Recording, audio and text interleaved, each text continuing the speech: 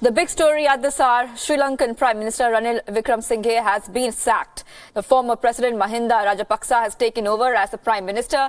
He took oath of office before Sri Lanka's President Mahinda Sirisena. This comes less than a week after Wickremesinghe paid a visit to India and met with Prime Minister Narendra Modi. The Wickremesinghe has called his sacking illegal, saying he will challenge in court. President Sirisena has released a statement saying his move is legal and is under purview.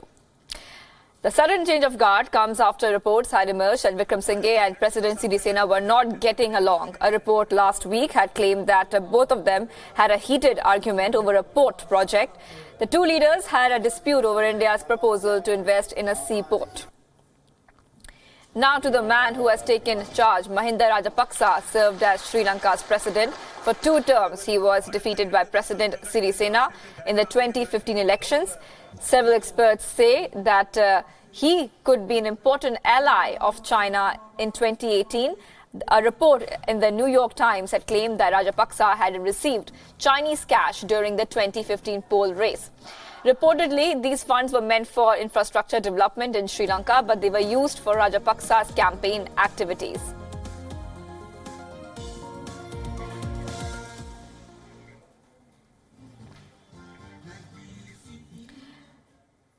And joining us live from Colombo is our correspondent Ashwin. Ashwin, very good morning to you. This seems to be a big crisis in Sri Lanka right now. Good morning. Yes, it is indeed. So, Ashwin, go ahead and tell us what are the implications right now when it comes to the government. This has definitely steeped Sri Lanka into a constitutional crisis.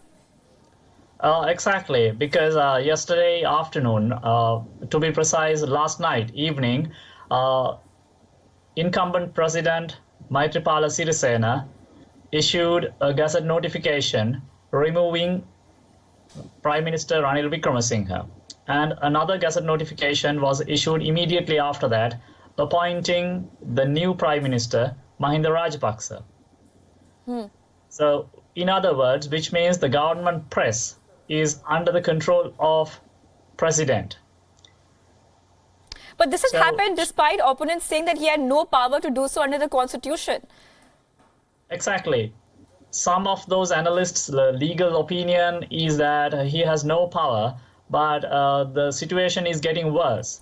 So after issuing the gazette, the next step would be to summon the parliament in the days to come. So even to do that, the speaker needs a notification issued from the prime minister, the newly appointed prime minister.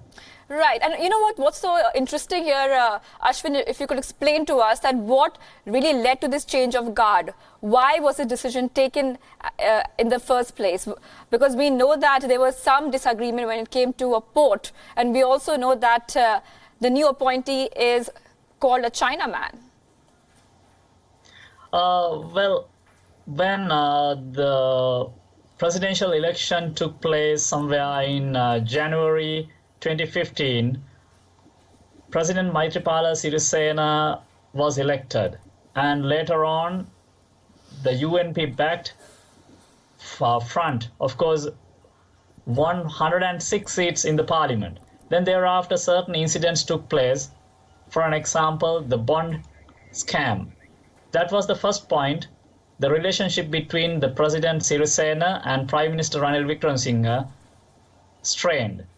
So then thereafter, certain incidents took place, and the final was the revealing of the assassination attempt of President Sirisena that happened about 1.5 months back. Still, it's under investigation. And then came the proposal to give one of those jetties in the Colombo port to India.